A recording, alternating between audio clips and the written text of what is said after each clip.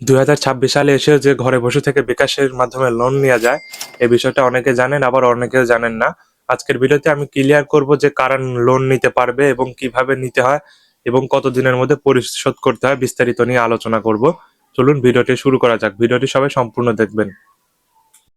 শুরুতেই আমরা বিকাশ অ্যাপে ঢুকবো। ঢোকার পরে আরো দেখুন এই জায়গাটায় ক্লিক করব।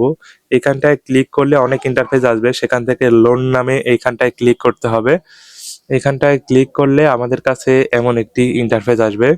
বিকাশ যাদেরকে লোন দিবে তাদেরকে এখানে দেখাবে কয় টাকা লোন দিবে। আমার অলরেডি 10,000 টাকা লিমিট ছিল, সেখান থেকে 2,000 টাকা নিয়েছি, আর 8,000 টাকা নিতে পারবো।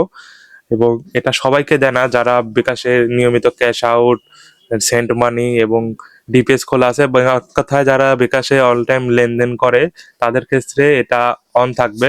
অলরেডি আমার 2টা নেওয়া আছে লোন। চাইলে এখন আমি আরো নিতে পারবো 8,000 টাকা। লোন নিতে ক্লিক করতে হবে। এখান থেকে সিলেক্ট করতে হবে যে আমি কত টাকা নিব। সর্বোচ্চ আমি 8,000 টাকা নিতে পারবো এবং সর্বনিম্ন 500 টাকা নিতে হবে।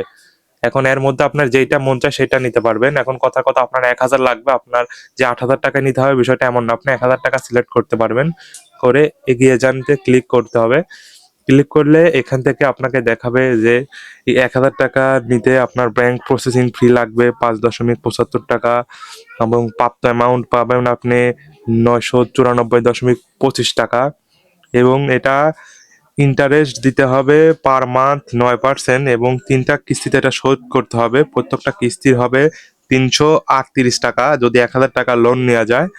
এবং 3 মাসে এটা আপনার অ্যাকাউন্টে টিকা থাকলে অটোমেটিক্যালি কেটে নেবে। আপনাকে এক্সট্রা করে লোন দেওয়ার জন্য টেনশন করতে হবে না। আপনার যে ডেটটা আছে, যেমন প্রথম কিস্তি হবে মার্চের 16 তারিখে, আপনার টাকা জমা থাকলে অটোমেটিক্যালি কেটে নেবে। তো এগিয়েতে যাওয়াতে ক্লিক করতে হবে।